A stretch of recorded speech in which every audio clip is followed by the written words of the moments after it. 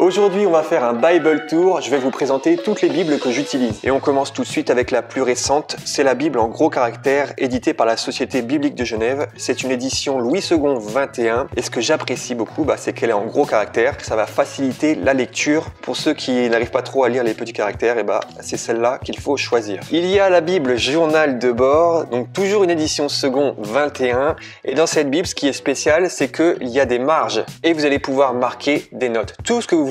Et c'est une Bible en fait qui est bien pour faire du Bible journaling. J'ai également une Bible d'études Thomson 21, donc on est aussi sur une traduction second 21.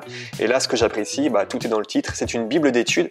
Ça veut dire qu'il va y avoir plein de références, plein de renvois. Par exemple, quand on est dans un chapitre, il y aura sur la gauche une colonne avec des renvois vers d'autres versets de la Bible. Donc tout est relié.